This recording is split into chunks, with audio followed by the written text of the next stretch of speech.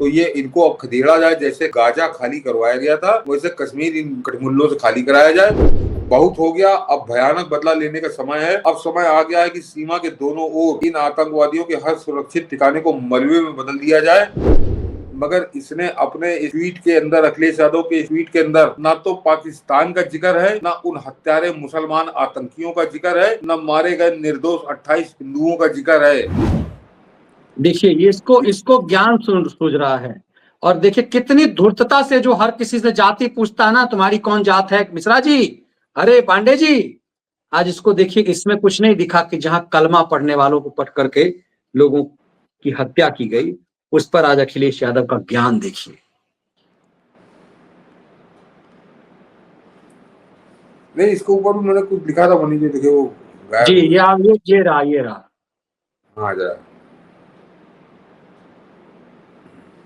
नहीं ये इसके में नहीं है मनी जी, ये दूसरा है। यही है इसी पे, कश्मीर वाले पे, इसी पे है। आपने लिखा है कि नाम पूछकर कलमा पढ़कर हिंदू की पहचान करने के बाद हिंदुओं को कत्ल कर दिया गया, लेकिन मुस्लिम परस्ती के धंधे में इस नेता को यह लिखने से परहेज हो रहा है कि मुसलमानों ने हिंदुओं को ढूंढ ढूंढ कर मारा। हद तो यह है कि 2 ट्वीट किए हैं, लेकिन दोनों ट्वीट उन मुसलमान आतंकवादियों के खिलाफ एक शब्द भी नहीं लिखा। संदेश साफ है, ये और इसकी राजनीति क्यों और किसके लिए। हाँ, और जरा मैं इसका ट्वीट पढ़ दूं कि जम्मू कश्मीर के पहलगांव में आतंकी हमले की भयावह तस्वीरें दिल दहला देने वाली हैं। ये हमला हर दृष्टिकोण से निंदनीय है। घायलों के शीघ्रताशील उपचार के लिए देश की सबसे अच्छी चिकित्सा सेवाएं और सुविधाएं तत्काल सुनिश्चित की जाएं। सबके स्वास्थ्य लाभ और जीवन के लिए हृदय से कामना। केंद्र की सरकार को सबसे पहले सुरक्षा के वातावरण को सुनिश्चित करने की जरूरत है, तभी सभी स्थानीय निवासियों और पर्यटकों का जीवन सुरक्षित रह सकता है। मगर इसने अपने इस ट्वीट के अंदर, अखिलेश यादव के इस ट्वीट के अंदर, ना तो पाकिस्तान का जिक्र है, ना उन हत्यारे मुसलमान आतंकियों का जिक्र है, ना मारे गए निर्दोष 28 हिंदुओं का जिक्र है। तो जरा सोच लीजिए, ये पाकिस्तान को गाली नहीं दे सकता, ये मुसलमान आतंकवादियों को गाली नहीं दे सकता, उन हिंदुओं के प्रति हिंदू कह के उनको श्रद्धांजलि नहीं दे सकता। और जो ट्वीट इसने किया है मनीष, जो वीडियो, उसमें वो महिला खुलकर बता रही कि पहले मेरे पति का नाम पूछा और ये कहा, जब जाना कि तुम हिंदू हो तो उसने गोली मार दी, लेकिन उसके बावजूद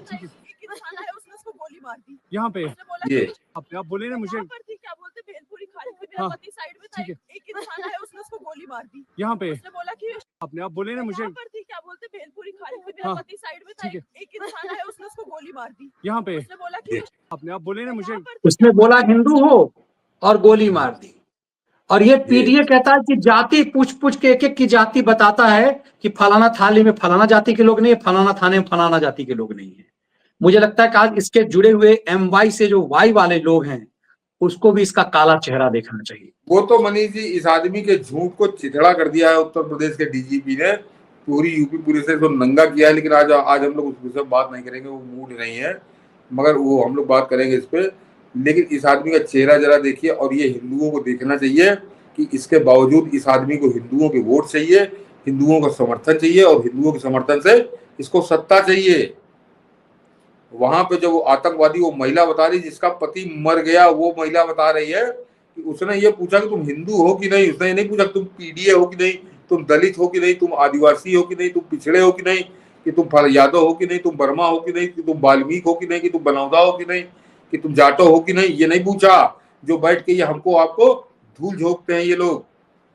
उसने सीधे पूछा कि तुम हिंदू हो कि नहीं, और उसने कहा हिंदू है, उसके कनपट्टी में गोली मार दी। ये सच है कश्मीर का, ये सच है कश्मीरियत का नहीं, ये सच है मुसलमानियत का, जो उनको पाकिस्तान से पढ़ाया जाता है, यहाँ के पढ़ते हैं वो, और उसके बाद ये सेकुलर नेता उनकी ढाल बनते हैं। बिल्कुल, और इसीलिए इन सब की पहचान जो है वो बहुत जरूरी है। आप इनको पहचानिए कि आप इनको वोट कैसे देते हैं।